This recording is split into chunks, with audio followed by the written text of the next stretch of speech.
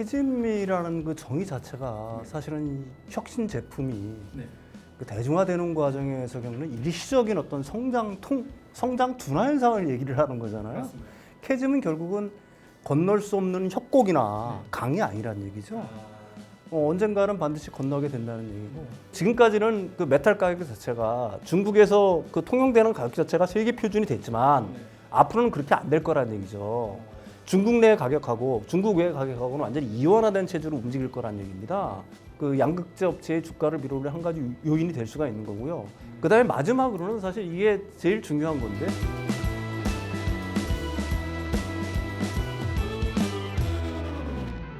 2차 전지 섹터에 대한 점검과 앞으로 챙겨봐야 할 모멘텀 살펴보겠습니다. 윤석천 경제평론가님과 함께합니다. 안녕하세요. 네, 안녕하세요. 시장 곳곳에서 캐즘이 벗어났다, 이런 얘기가 나오고는 있습니다. 하지만 일각에서의 일본의 전철을 밟을 가능성도 없지 않아 있다, 이런 얘기가 또 나오고 있는데, 이 전기차와 이제 배터리 캐즘 문제 어떻게 지금 보고 계시는지 말씀 부탁드립니다. 캐즘이라는 그 정의 자체가 사실은 혁신 제품이 네.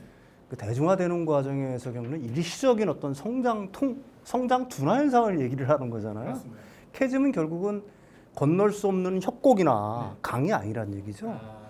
언젠가는 반드시 건너게 된다는 얘기고, 제가 전기차로 왜 진화될 수밖에 없느냐 알아야 되는 거는 여러 가지 이유를 들어 설명을 했습니다. 우리가 기후 변화라는 보통 그 기후 변화에 대한 어떤 대응책으로 사실은 전기차를 갖다가 많이 얘기하지만 그건 어떻게 보면 명분인 거고.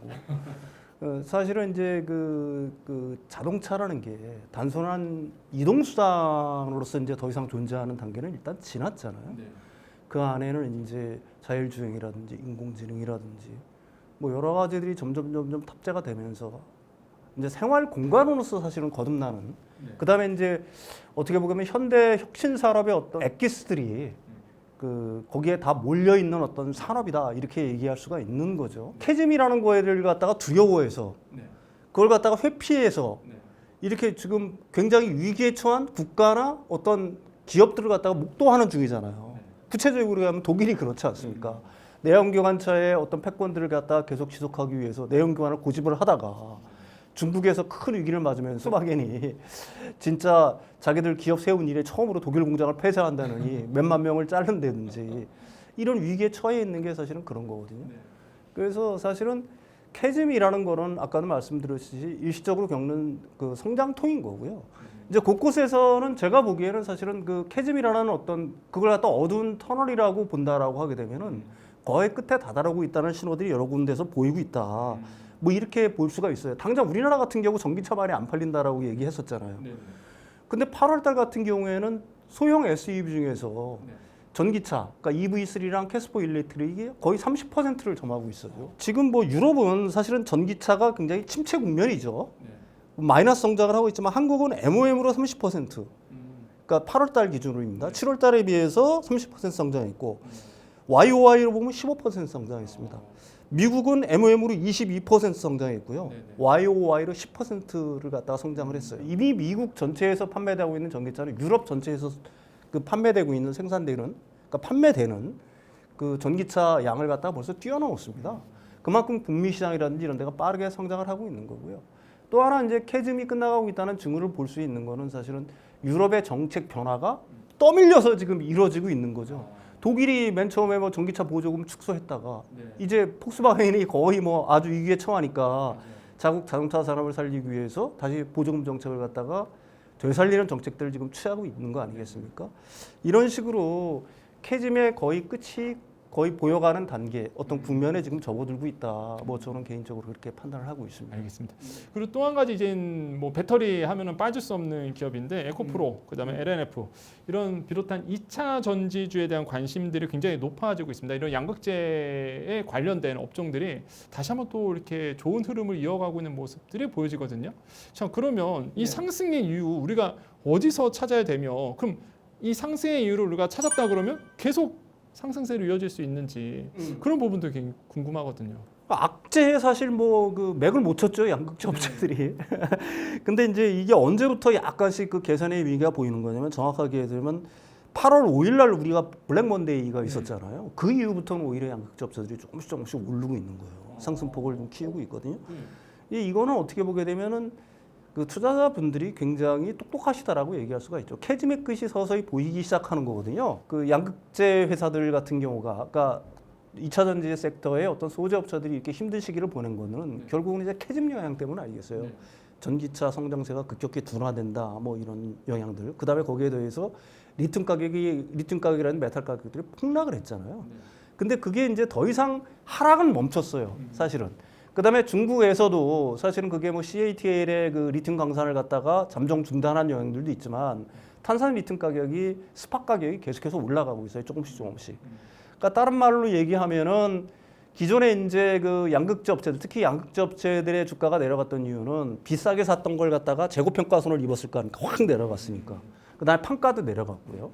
근데 그게 지금 싸게 산 것들이 이제 가격이 올라가면 이득을 오히려 보겠죠. 재고 평가 이익이 나올 거고, 그다음에 판가 자체도 올라가겠죠. 뭐 아무래도 이런 영향들이 있다라고 보는 거고요. 또 한 가지는 이제 사실은 제가 계속 거듭 얘기하지만은 중국하고 그러니까 차이나하고 논 차이나의 가격 차이가 날 거다 이제. 그게 벌써 뭐 탄산 리튬이라든지 이런 건 벌써 벌어지고 있어요. 왜 그러냐면은 미국은 몇 가지 겹겹이 이 장벽을 세우고 있잖아요. 중국산. 특히 이제 지금은 핵심 광물에 대해서만 얘기해 핵심 광물에 장벽을 세우고 있거든요. 내년부터 당장 관세가 7.5%, 25%로 올라갑니다. 그다음에 중국산 리튬이라든지 이런 그 니켈을 갖다가 써가지고 전기차를 만들면 IRA 혜택을 못 받아요. 거기에 대해서 북미에서 생산되는 핵심 광물에 대해서 가격 보전제를 시행하겠다라고 얘기하고 있지 않습니까? 다시 말해서 채굴하는 가격이 시장 가격보다 나오면 그 가격을 정부에서 보조를 해주겠다는 거예요. 다른 말로 얘기해서 왜 중국 너희들만 보조를 하냐? 우리도 얼마든지 보조해 줄 수 있다. 그러니까 따라서 장기적으로 놓고 보면은 중국의 어떤 지금까지는 그 메탈 가격 자체가 중국에서 그 통용되는 가격 자체가 세계 표준이 됐지만 앞으로는 그렇게 안 될 거라는 얘기죠. 중국 내 가격하고 중국 외 가격하고는 완전히 이원화된 체제로 움직일 거란 얘기입니다. 그런 것들이 이제 한 가지 좋은 그 어떻게 보게 되면은 그 양극재 업체의 주가를 밀어오는 한 가지 요인이 될 수가 있는 거고요. 그다음에 마지막으로는 사실 이게 제일 중요한 건데 그게 우리나라 뭐 애널리스트 분들도 그랬지만은 캐즘을 자꾸 얘기한 게 유럽을 갖다가 예를 자꾸 들은 거예요. 유럽에서 전기차 생산이 뭐 전기차 판매가 줄어든다. 뭐 유럽 시장이 그동안에는 과거에는 뭐 중국을 제외하고는 제일 컸으니까 아무래도 그럴 만하겠죠. 근데 유럽이 지금 변화 움직임을 보이고 있잖아요. 무슨 얘기냐면은 두 가지 옵션밖에 없어요. 유럽은 그 이산화탄소 배출량을 갖다가 규제하는 정책을 갖다가 후퇴하거나 아니면은 한 발 물러서는 거. 이게 첫 번째 옵션이 되겠죠. 두 번째 옵션은 기존의 그 배출가스 규제를 갖다가 계속 강화한다는 정책을 유지를 하면서 보조금을 줘서 전기차를 살리는 방안. 근데 첫 번째 방안은 지금 우리가 독일이라든지 독일차 업체에서 보듯이 그건 스스로가 죽는 행위거든요. 전기차 생산이 느리면 느릴수록 기존의 완성차 업체들은 도태될 수밖에 없어. 이제 사실은 그걸 지금 폭스바겐이 겪고 있는 거고요. 폭스바겐뿐만 아니라 뭐 BMW라든지 벤츠라든지 이번 북미 시장에 8월달에 그 전기차를 어디가 제일 많이 팔았냐? 물론 테슬라가 제일 많이 팔았죠. 그 다음에 두 번째가 어디겠어요? 현대차예요. 그 다음에 GM, 그 다음에 포드 뭐 이런 식으로 팔리고 있는 거예요. 근데 기존에 거기서 내연기관차의 우위를 자랑하던 폭스바겐, BMW, 벤츠 쭉 밑으로 유럽의 완성차, 유럽의 국가들이 이걸 갖다 모를 리가 있겠습니까? 그래서 이제 독일부터 이제 방향전을 모색을 하고 있는 거고요. 보조금을 다시 주려고 하는 정책들을 갖다가 추진을 하고 있잖아요. 이런 것들이 이제 그 캐즘이 끝나가는 신호로 볼 수 있는 거고요. 무엇보다도 유럽 기준으로 하게 되면은 한 25,000 유로. 그러니까 우리나라 돈으로 하면 지금 환율로 하면 3,700만 원 정도 될 거예요. 우리가 보조금 딱 받으면 EV3 가 정도 가격입니다. 그것들이 사실은 올해, 내년, 내후년 해가지고 계속 신모델들이 계속 나와요. 유럽에서.